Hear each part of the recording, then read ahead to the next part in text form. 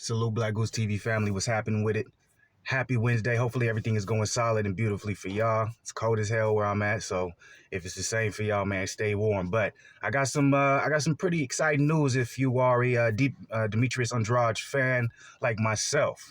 Demetrius Andrade is one of my favorite fighters, and he's one of the most criticized fighters of his generation simply for the fact that on one side, he's known as the boogeyman of the division.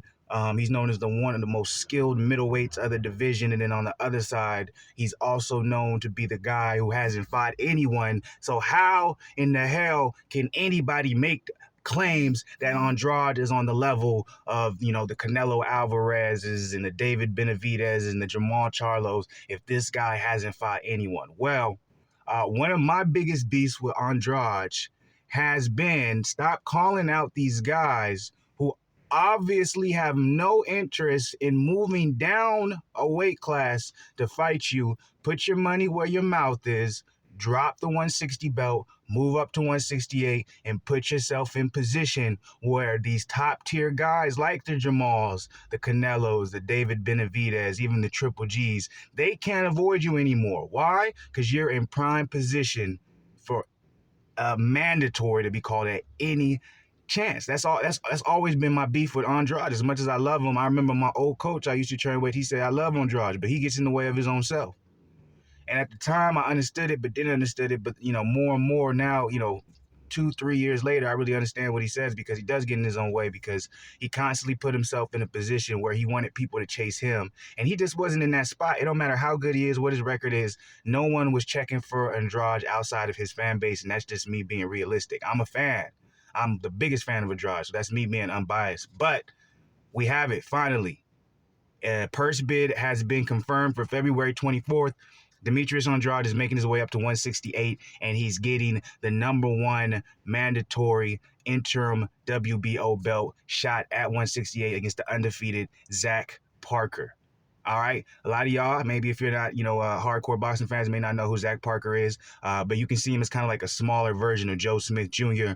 The dude has dynamite in both hands. He's undefeated, 22-0. He's still in the prime of his life. This is not an easy fight for Andrade. So first and foremost, I applaud you, Andrade, for finally, putting your money where your mouth is, moving up to 168. Not only that, taking a hard fight in a 168er like Zach Parker, who's undefeated, who is the mandatory, and then being in the position to get that WBO interim belt, which puts you in prime real estate for you to now be in talks with possibly getting a matchup against Canelo's, Triple G's, David Benavidez of the world, et cetera, because this is what he has to do, and he's doing it. So I'm excited for this. But my question to y'all is this. Do you think this move up to Demetrius Andrade is going to benefit him in the long run? Do you really think that if Andrade beats Parker, gets the interim belt, it puts him in position where Canelo can't avoid him anymore? The Charlo fight can possibly be in the play now. He can look at the David Benavidez of the world. He can go at the Triple Gs. Do you think this is the step that's going to get Andrade over the hump, and now we can have people really seeing the greatness in Andrade? Or do you guys think it's just too little, too late for him? Do you think, hey, you should have done this a couple years ago?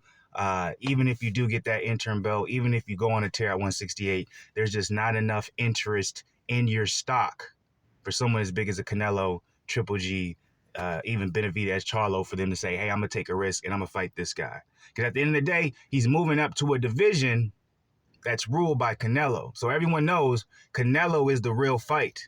That's the fight everyone wants. Everyone other than Canelo at 168, they're like, that's who I want.